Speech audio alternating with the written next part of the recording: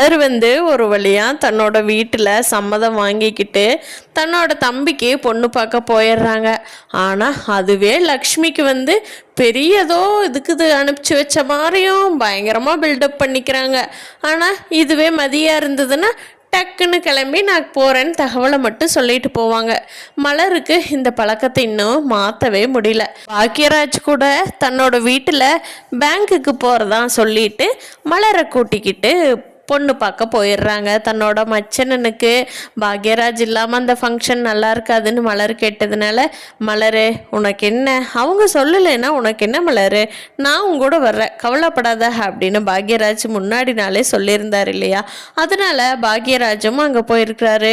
எல்லாருமே ஃபங்க்ஷன் சிறப்பாக பண்ணியிருக்காங்க. பொண்ணு வீட்டுக்கு போய் பொண்ணு பார்த்துட்ருக்கிறப்போ பொண்ணை பார்த்துட்டு டே பிடிச்சிருக்கான்னு பார்த்து சொல்லுடா அப்படின்னு சொல்லி மலர் தன்னோட தம்பியை கேட்குறாங்க. அதுக்கு அந்த பையனும் பிடிச்சிருக்குக்கா அப்படின்னு சொல்லிடுறாங்க. பொண்ணும் உனக்கும் மாப்பிள்ளையை பிடிச்சிருக்காமா அப்படின்னு கேட்கவும் பிடிச்சிருக்குன்னு சொல்லிடுறாங்க. அப்போது அங்கே பொண்ணோட அண்ணா தங்கராஜ் கிட்ட வேலை செய்கிறவர், அண்ணன் இன்னைக்கு தங்கச்சியை பொண்ணு பார்க்க வர்றாங்க அண்ணன், அதனால் நான் இன்னைக்கு லீவில் இருக்கிறேன் அப்படின்னு சொல்லித்தான் லீவ் எடுத்திருப்பான் தங்கராஜ் கிட்ட. என்னடா பொண்ணு எந்த ஊர் மாப்பிள்ளை அப்படின்னு சொல்லி தங்கராஜ் கேட்கவும், இந்த ஊர் தான் அப்படின்னு சொல்லி மலரோட தம்பி ஊரை சொல்கிறாங்க. அங்கேயா, அங்கே எல்லாருமே எனக்கு தெரியுமே, சரி நீ வீடியோ கால் பண்ணு, யாருன்னு நான் பார்க்குறேன், மாப்பிள்ளையோட இடத்த விசாரிச்சா தானடா பொண்ணை கட்டி கொடுக்கறதுக்கு கரெக்டாக இருக்கும். சும்மா இந்த காலத்துலலாம் யாருக்கோ கல்யாணம் பண்ணி கொடுத்துட்டு அவங்க இது ஒன்றும் சரியில்லாதவனாக இருந்தால் நம்ம பொண்ணு எப்போ கஷ்டப்படும், அதனால் நீ வீடியோ கால் பண்ணு, நான் மாப்பிள்ளையை பார்க்குறேன் அப்படிங்கிறாங்க. அண்ணன் உங்களுக்கு பண்ணாமையா, நீங்கள் தான் என் தெய்வமே, நான் உங்களுக்கு பண்ணுறேன்ன அப்படின்னு சொல்லி தங்கராஜ் கூட இருக்கிற அடியால் வீடியோ கால் பண்ணுறாங்க. அங்கே பார்த்தா மலரோட தம்பியும் பாக்யராஜ் மலர் எல்லாருமே உட்காந்துருக்காங்க. இங்கே பொண்ணு வீட்டில் எல்லோரும் இருக்காங்க. சரி சரிடா, நான் மாப்பிள்ளையை பார்த்துட்டேன், அதை பற்றி விசாரித்து வைக்கிறேன், சரியா, நீ இன்னைக்கு ஃபங்க்ஷனை பண்ணு, நான் விசாரித்து உனக்கு நாளைக்கே சொல்லிடுறேன்டா அப்படிங்க. அண்ணன் சரிண்ணே, நாங்கள் விசாரித்த வரைக்கும் பையன் நல்ல பையன் தான் அண்ணன், இருந்தாலும் அண்ணன் உங்களுக்கு தெரியாததா, விசாரித்து பார்த்து சொல்லுங்கண்ணே அப்படின்னு சொல்கிறான் அவன். அப்போ பாக்யராஜ் என்னது இன்னைக்கு பாக்யராஜ் பேங்க்குக்கு தானே போகிறேன்னு சொல்லியிருந்தான், இப்போ எப்படி பொண்ணு பார்க்க போயிருக்கிறான் அப்படின்னு சொல்லி தங்கராஜ் பயங்கரமாக யோசிக்கிறாரு. அப்போ அவங்க வீட்டுக்கு எப்பயும் போல் ஃபோன் பண்ணி விசாரிக்கிற மாதிரி சுரேஷ் கிட்ட கேட்குறாரு தங்கராஜ், என்னடா உங்கள் வீட்லையெல்லாம் என்ன விசேஷம் அடுத்து அப்படிங்கவும், எங்கள் வீட்லையெல்லாம் ஒன்றும் விசேஷம் இல்லை மாமா, அண்ணியோட தம்பிக்கு தான் இன்னைக்கு பொண்ணு பார்க்க போகிறாங்களா, எப்படியோ நல்லபடியாக கல்யாணம் பண்ணுனா சரிதான் மாமா, இல்லைன்னா ஸ்ருதியை வச்சுக்கிட்டு இங்கே நம்ம பயந்துக்கிட்டே இருக்கணும், ஒரு மாதிரி சங்கட்டமாகவே இருக்குது, அவனுக்கு கல்யாணம் இல்லாமல் இருந்ததுன்னா அவங்க இங்கே வீட்டுக்கு வந்தால் கூட அவங்க நார்மலாக இருந்தாலும் நம்மளுக்கு ஒரு பயமாகவே இருந்துக்கிட்டு இருக்குது, பரவாயில்ல எப்படியோ இன்னைக்கு தான் அண்ணி கிளம்பி போயிருக்கிறாங்க, கல்யாணம் ரெடி ஆயிடுச்சுன்னா ஃபஸ்ட்டு நான் நிம்மதியாக இருப்பேன், நம்ம பொண்ணை பற்றி பயப்பட வேண்டியதில்லை பாருங்க, அம்மா அப்பாவுக்கு சுத்தமாக அந்த வீட்டை பிடிக்கவே இல்லை, அப்படி இருக்கும்போது ஏதாவது ஒன்றுனா என்ன பண்ண முடியும் அப்படின்னு சொல்லி சுரேஷ் சொல்லியிருக்கிறாரு.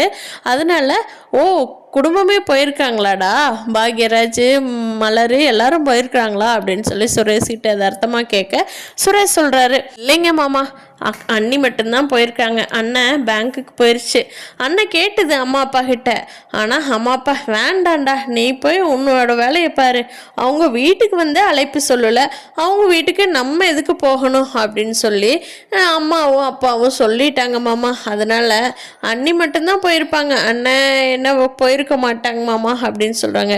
டேய் நிஜமாவா சொல்கிற அப்படிங்கிறாங்க. ஆமாம் மாமா, என்ன அம்மா அப்பா வேண்டான்ட்டாங்களே, அதனால் அண்ணன் போயிருக்க மாட்டான் மாமா அப்படிங்கிறாங்க. ஓ சரி சரிடா சுரேஷ் அப்படிங்கிறாங்க. அதுக்குள்ளே ரேவதி தங்கராஜுக்கு ஃபோன் பண்ணுறாங்க. ஏங்க உங்களுக்கு இந்த டைம் வெஜிடபிள்ஸ் ஃப்ரூட் ஜூஸ் கொடுக்க சொல்லியிருக்காருங்க டாக்டரு, எங்கே வெளியில் இருக்கீங்களா அப்படிங்கிறாங்க. ஷோ ஆமாண்டி, ஏண்டி தொல்லை பண்ணுற அப்படிங்கிறாங்க. ஏங்க உங்களுக்கு கொலஸ்ட்ரால் ஃபேட்டி லிவர் எல்லாமே இருக்குல்லங்க, இந்த டைம் டாக்டர் இந்த டைமுக்கு தானே கொடுக்க சொல்லியிருக்காரு, அதனால் நான் ரெடி பண்ணி வச்சிட்டேங்க, அதுதான் எங்கே இருக்கீங்க சாப்பிட சாப்பிட்டு வர்றீங்களான்னு கேட்கலான்னு கூப்பிட்டேங்க அப்படிங்கிறாங்க. அடியே இவ்வளோ ஒருத்தி நேரங்காலம் தெரியாமல் நான் வந்து சாப்பிட்டுக்கிறேன் சரியா, வெளியில் எதுவும் சாப்பிடல சரியா, வீட்டில் பண்ணி வச்சிரு, நான் வந்து சாப்பிட்டுக்கிறேன், உயிர் எடுக்காதடி அப்படிங்கிறாங்க. அப்புறம் எப்படிங்க உடம்பு நல்லாகுங்க, சரி சரி வந்துடுறேன் வெய்யி அப்படின்னு சொல்லிட்டு ரேவதியோட ஃபோனை வச்சுட்டு தன்னோட மாமனாருக்கு ஃபோன் பண்ணுறாங்க தங்கராஜ். அப்புறம் மாமா எல்லாம் நல்லா இருக்கீங்களா அப்படின்னு கேட்கா.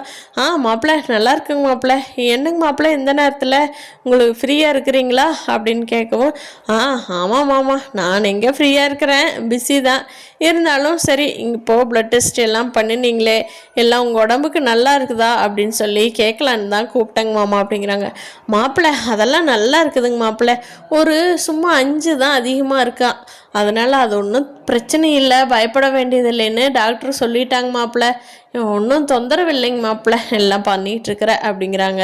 அப்போ தங்கராஜ் இருந்துட்டு, மாமா டெய்லி காலையில் வாக்கிங் கரெக்டாக போங்க, அத்தையும் கூட்டிகிட்டு போங்க மாமா, இப்போ எல்லாத்துக்குமே உடம்புல ஏதோ ஒரு பிரச்சனை வருது, அதனால் நீங்கள் பார்த்து கூட்டிகிட்டு போங்க அத்தையும் உங்கள் கூடவே, எல்லாருமே நல்லா இருந்தால் தானே மாமா ஒரு குடும்பத்துக்கு நல்லது, அதுவும் முக்கியமாக பெரியவங்க நல்லா இருக்கணும்ல மாமா அப்படிங்கிறாங்க.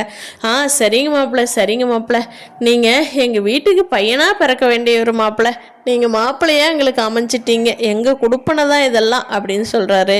என்ன மாமா பெரிய வார்த்தையெல்லாம் பேசிகிட்டு இருக்கீங்க, நானும் உங்கள் வீட்டில் ஒரு ஆளாக தான் நான் நினச்சிட்டு இருக்கிறேன், அப்போது நீங்கள் என்ன என்னை அண்ணியை நினைக்கிறீங்களா அப்படின்னு சொல்லி தங்கராஜ் கேட்க, இல்லை மாப்பிள்ளை என்ன மாப்பிள்ளை இப்படி பேசுகிறீங்க அப்படிங்கிறாங்க. சரின்னு சொல்லிட்டு மற்றதெல்லாம் நார்மலாக பேசுகிற மாதிரி பேசிட்டு தங்கராஜ் வந்து அந்த வீட்டில் எப்படியாவது போட்டு கொடுக்கணுங்கிறக்காக, என்னங்க மாமா அந்த மலரோட தம்பிக்கு பொண்ணு பார்க்குற ஃபங்க்ஷன் இருக்கா என்ன இன்னைக்கு அப்படிங்கிறாங்க. ஆமாம் மாப்பிள்ளை உங்களுக்கு தெரியுமா அப்படிங்கிறாங்க. தெரியும் மாமா, என் கூட வேலை பார்க்குறவனோட தங்கச்சி தான் அந்த பொண்ணு அப்படிங்கிறாங்க. ஓ சரிங்க மாப்பிள்ளை, மலர் போயிருக்கிறா அப்படிங்க, அப்போது பாக்கியராஜ் போகலையாங்க மாமா அப்படிங்க. இல்லை மாப்பிள்ளை, பாக்கியராஜ் எங்களை கேட்டா, நாங்கள் தான் வேண்டாம் வீட்டுக்கே வந்து அவங்க அழைப்பு சொல்லலை, அதனால நீ போகாதடான்னு சொல்லிட்டோம், உங்கள் அத்தை தான் மாப்பிள்ளை வேண்டான்னு சொல்லிட்டா, அதனால பாக்கியராஜ் பேங்க்குக்கு போயிட்டான், மலர் மட்டும்தான் போயிருக்கிறா பொண்ணு பார்க்கறக்கு அப்படிங்கிறாங்க. என்னமாமா நீங்கள் இப்படி போய் நம்பிக்கிட்டு இருக்கிறீங்களே, பாக்கியராஜன் தான் உங்ககிட்ட போய் சொல்லிட்டு அங்கே பொண்ணு பார்க்க போயிருக்கிறா மாமா, அது உங்களுக்கு தெரியுமா தெரியாதான்னு தெரியல, இருந்தாலும் பெரியவங்ககிட்ட உண்மை மறக்கக்கூடாது இல்லையா, அதனால சொன்ன மாமா பார்த்துக்கோங்க அப்படின்ட்டு ஃபோனை வச்சிடுறாரு. அப்போது அவர் என்னங்க மாப்பிள்ளை என்ன சொன்னார் அப்படின்னு சொல்லி லக்ஷ்மி கேட்கவும், ராகவன் இருந்துட்டு ஒன்றும் இல்லை லட்சுமி, இன்னைக்கு பாக்கியராஜன் தான் பொண்ணு பார்க்க போயிருக்கிறான்னு சொல்லி மாப்பிள்ளை சொல்கிறாரு அப்படிங்கிறாங்க. என்னது பாக்கியராஜ் போயிருக்கிறானா பொண்ணு பார்க்கறக்கு, நம்ம வேண்டான்னு சொல்லியும் அங்கே எதுக்குங்க போயிருக்கிறான் அப்படிங்கிறாங்க. இருங்க அவன் சாயந்தரம் வரட்டும் வச்சு கேட்கும் அப்படிங்க. ஏங்க நீங்கள் தாங்க கேட்கணும், வீட்டுக்கு பெரியவங்கங்கிற முறையில் நான்லாம் கேட்கக்கூடாது, நீங்கள் தான் கேட்கணும், என்ன வீட்டு பெரியவங்க சொல்கிறத மதிக்காமல் இருக்கிறான், நீங்கள் கேளுங்க அப்படின்னு சொல்லி லக்ஷ்மி வந்து ராகவனுக்கு பயங்கரமாக ஏற்றி விடுறாங்க. ஈவினிங் வந்து பாக்யராஜ் ஃபேமிலியோடு வர்றப்போ, இருடா பாக்யராஜ் எங்கே போயிட்டு வர்ற அப்படிங்க. ஏன்பா நான் பொண்ணு பார்க்க தான் போயிட்டு வரேன், ஏண்டா உங்கள் அம்மா நேற்று அவ்வளோ சொல்லியும் எதுக்குடா போயிருக்கிற, நம்ம வீட்டுக்கே வந்து சொல்லாதவங்களுக்கு எதுக்குடா போயிருக்கிற அப்படிங்க. ஏன்பா அவங்க வீட்டுக்கு வந்து சொல்லக்கூடாதுன்னா இருக்காங்க, மலரோட அம்மாவுக்கே உடம்பு சரியில்லை, அவன் வேலைக்கு போவானா இந்த வேலையை பார்ப்பானா, அம்மாவை பார்க்கறக்கே பாவம் ரொம்ப கஷ்டப்படுறான் கார்த்தி, அப்படி இருக்கும்போது எப்படிப்பா அப்படின்னு சொல்லி பாக்யராஜ் சமாளிக்கிறாரு. பார்க்கலாம் ஃப்ரெண்ட்ஸ், தங்கராஜ் வந்து இந்த வீட்டில் குடும்பத்தில் குட்டையை கலப்பணும்னு நினச்சிட்ருக்காரு. இந்த விஷயம் எப்படி பூ போல் சரியாகுதா அப்படிங்கிறத அடுத்தடுத்த எபிசோடில் பார்க்கலாம். இந்த வீடியோ பிடிச்சிருந்தா லைக் பண்ணிக்கோங்க, நீங்கள் என்ன நினைக்கிறீங்கன்னு கீழே கமெண்ட் பண்ணுங்கள். நம்ம சேனலை இன்னும் சப்ஸ்கிரைப் பண்ணாதவங்க சப்ஸ்கிரைப் பண்ணிக்கோங்க.